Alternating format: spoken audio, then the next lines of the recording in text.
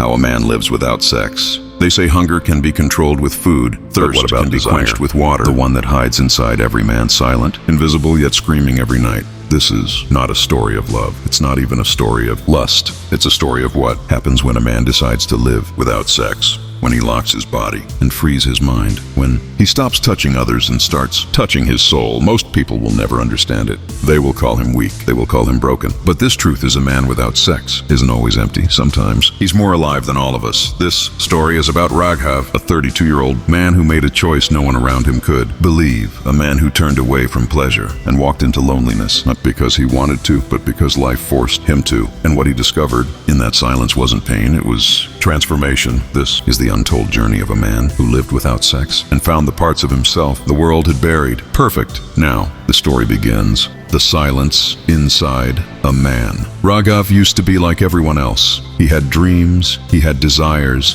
and he had someone he thought he would grow old with. But life has a strange way of testing men when they least expect it. He was 32 now. Living alone in a small apartment that overlooked a city that never slept. Neon lights flashed on his walls every night, reminding him of the chaos he had stepped away from. He had not touched a woman in almost 3 years. Not out of religion, not out of guilt, but out of exhaustion. He had given everything, his love, his emotions, his body, and in return, he had been left hollow. It began when his long-term partner, Mira, walked out of his life. No fights, no screams, just a single line. I don't feel anything anymore. Those words didn't just break his heart. They disconnected something inside him. For weeks, he couldn't sleep. For months, he couldn't eat properly. His friends told him to move on, to find someone new, to release the stress. But what they never understood was Raghav wasn't craving sex anymore. He was craving meaning.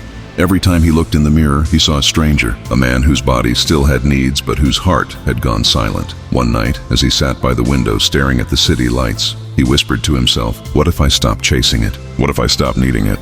That single question became the beginning of a new chapter, a dangerous one. Because when a man tries to fight his biological desire, he isn't fighting the world, he's fighting himself. At first, it was easy. He distracted himself, gym, work, books, long walks. But the body has its own language. It doesn't care about heartbreak or loneliness. It only knows hunger and desire is its favorite meal. Every night as he lay in bed, his mind would try to be strong, but his body whispered differently. He felt trapped between who he wanted to be and what nature had made him. Sometimes he would wake up in the middle of the night, drenched in sweat, heartbeat racing, fighting the urge to touch, to feel, to connect, but he didn't. He just stared at the ceiling, breathing hard, whispering, "Not today, not tonight." Days turned into weeks and something began to change. The first thing he noticed was his clarity. His thoughts became sharper. His focus at work improved. He wasn't chasing attention. He wasn't scrolling through photos or memories. He felt lighter, as if a part of his energy had been redirected. But then came the second phase, the emptiness. Without physical intimacy, time slows down. You begin to hear sounds you never noticed before: the ticking of the clock, the echo of your own breath, the sound of your loneliness growing louder. Raghav began talking to himself, not out of madness, but because silence had become unbearable. He would stand in front of the mirror and ask questions most men are too afraid to ask. What am I without desire? Do I exist if no one touches me? Is a man still a man without sex? These weren't just thoughts, they were screams wrapped in silence. He started journaling every night. Each page carried his war, one side filled with his body's cravings, the other filled with his soul's resistance. The more he wrote, the more he realized how deeply the world ties a man's worth to his sexuality. A man who dates is admired. A man who flirts is confident. But a man who doesn't chase women? He's strange, he's cold, he's broken. Raghav wasn't any of that. He was just searching for himself. Months passed. He began to feel energy in new places, in music, in books, in his work. He discovered that the same passion that once burned for physical pleasure could be redirected into creation. He started painting again, something he hadn't done in years. His art became darker, deeper, filled with emotion and raw silence. His friends who visited him didn't recognize him anymore. His eyes looked calmer, but heavier, like someone who had seen too much. They would joke, "Bro, you really need to get laid." He would smile, but inside, something cold stirred. Because they couldn't understand this wasn't about pleasure anymore. It was about identity. He had begun to realize that society only gives men two roles, the strong provider or the sexual conqueror. But what about the man who is neither? What about the man who is just still? Raghav was learning what that meant. And it wasn't peace, it was a storm disguised as calm. One evening, while returning from work, he saw a couple holding hands at a coffee shop. The girl was laughing. The boy had his arm around her. It was a simple scene, but it hit him like a bullet. He realized he missed the small things, the warmth, the scent of skin, the feeling of belonging. He went home that night and broke down for the first time in months. Tears rolled down his face, but there was no one to see them, no one to comfort him. He cried not because he missed Mira, but because he missed being human. That night he looked at his reflection and whispered, "Maybe I'm dying slowly." But then he smiled faintly. "Or maybe I'm being reborn. The human body is strange. It adapts. It forgets." By the 10th month, Raghav noticed that his urges had faded.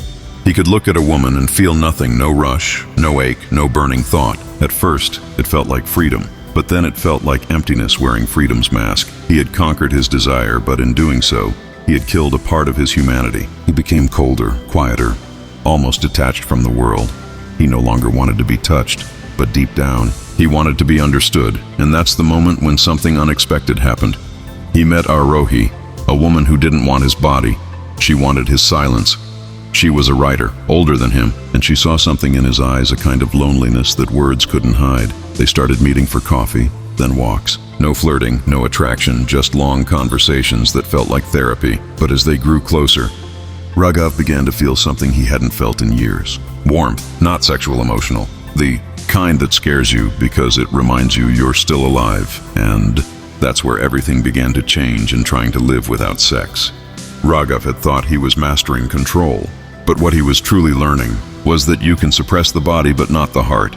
And sometimes the hunger that hurts the most is not for the body, but for connection, the mirror of desire. Arohi entered Raghav's life the way rain enters dry soil, quietly, without warning, but with a kind of softness that changes everything. She was older, maybe 36, and unlike most people, she wasn't curious about his past. She was curious about his silence. Every time they met, she asked questions that went beyond small talk. Not "How was your day?" but "What do you think pain teaches us?" Not "What do you do for work?" but "Why do you keep running from yourself?" No one had ever asked him such things before. And for the first time in years, Raghav spoke not with rehearsed lines or guarded smiles, but with raw honesty. He told her about Mira, about the nights of loneliness, about the choice he made to cut himself off from the world of physical desire. He expected judgment or sympathy, but Arohi just listened. Her eyes didn't pity him. They respected him like she was looking at someone who had survived his own fire. "You know," she said once, her voice soft but steady, "most people run from emptiness. You chose to live inside it." That sentence stayed with him. Over the next few months, their meetings became a ritual. A coffee shop every Sunday, a walk through the park every Thursday evening. Sometimes they talked for hours. Sometimes they sat in silence, and yet that silence was more comforting than words. Raghav didn't realize it, but something inside him was healing, not fast, not dramatically, but quietly. He started to smile again.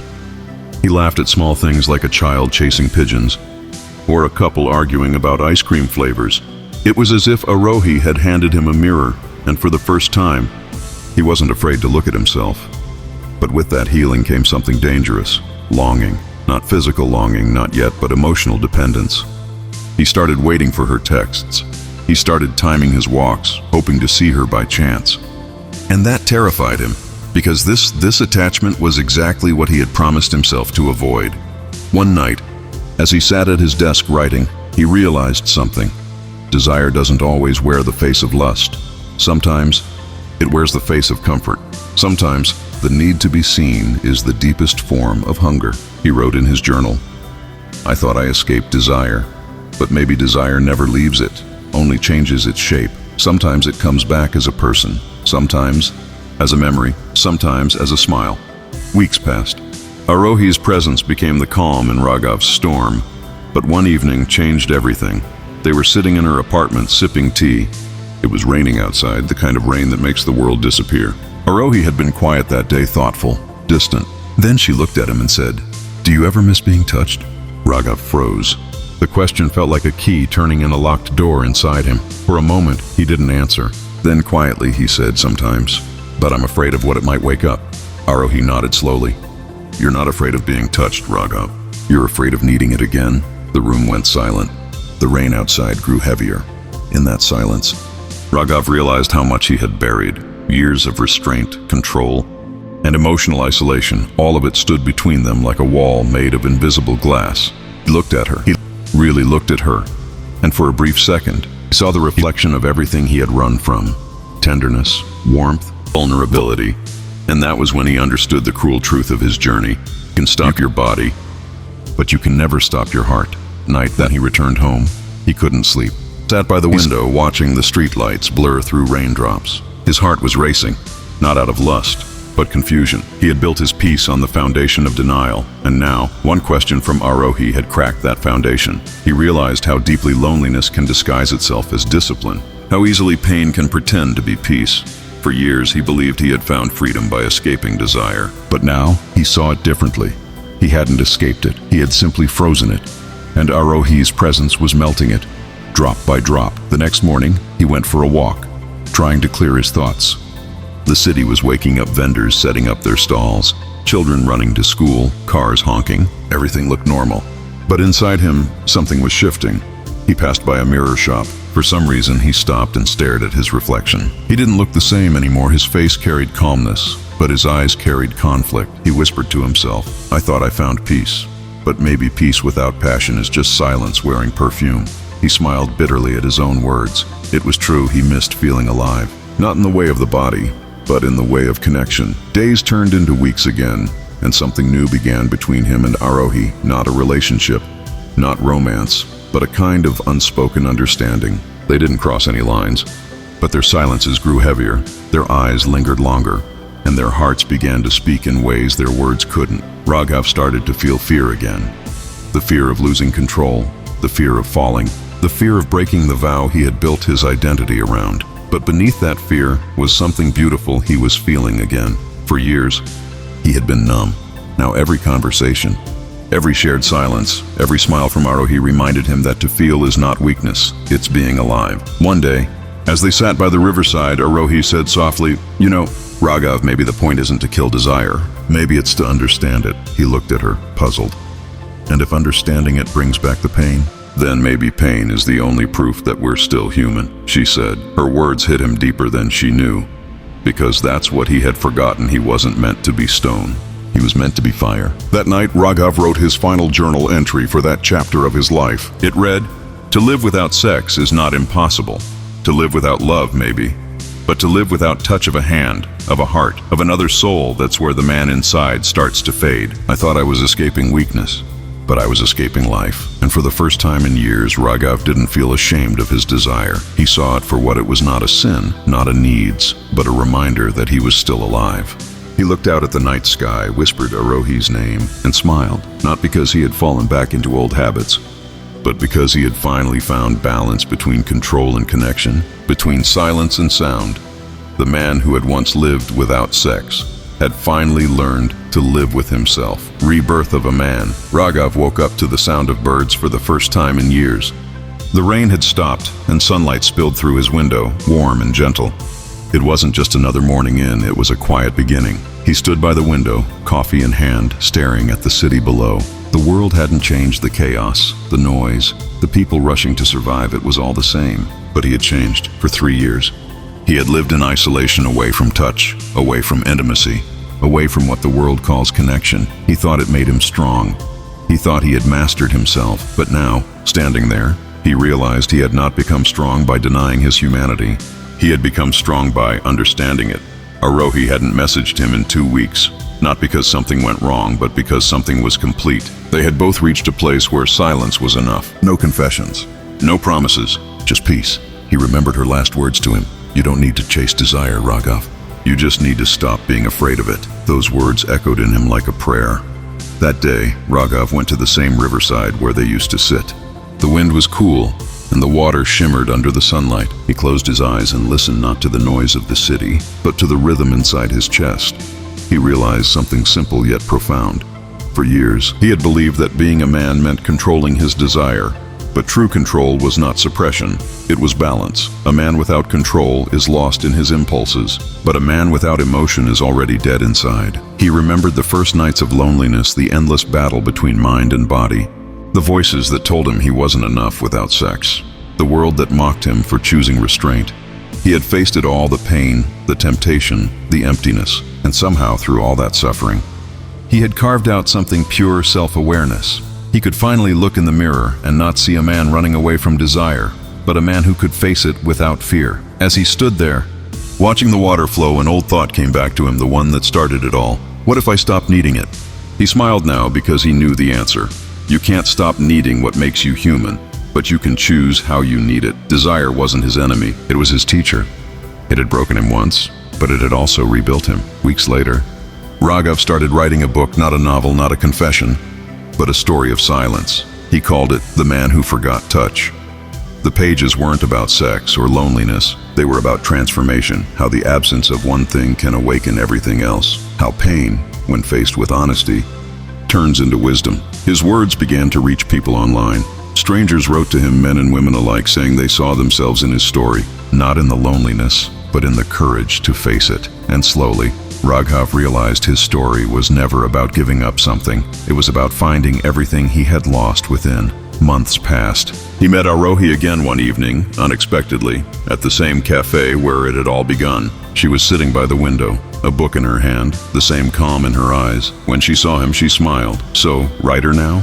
she teased. He laughed softly, trying to be. "Turns out silence writes better stories than noise."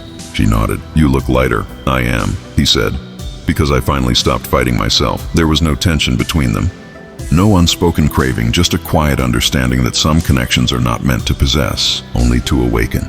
As they talked, the sky turned orange, the sun melting behind the skyline. The city lights blinked awake one by one, and for a moment, Raghav felt time stop. He realized something beautiful. Sometimes, the person who saves you is not the one who loves you, but the one who shows you how to love yourself again. Later that night, as he walked home, he felt a strange peace, not the cold, hollow peace of control, but the warm, living peace of acceptance. He understood now that being a man wasn't about strength or dominance or desire. It was about understanding your own silence, about knowing when to let go and when to hold on, about facing yourself naked, not in body, but in truth. He looked at the night sky and whispered, "I'm not the man I was 3 years ago." A breeze brushed his face, and he smiled, because somewhere deep inside, he finally knew you don't become less of a man by living without sex. You become more of one when you can face your loneliness, understand your needs, and still choose peace. In the end, Raghav didn't win against desire. He made peace with it. He didn't erase his loneliness. He transformed it into understanding. And when people asked him, "How does a man live without sex?" he would simply smile and say, "By learning to love the silence until the silence loves you back." The world measures a man by how much he earns, how much he achieves, and how much he conquers. But the truth is, a man's real strength lies in how much he understands himself when no one is watching. The body is quiet, and the heart still aches. What remains is the soul. And that, perhaps, is where true freedom begins.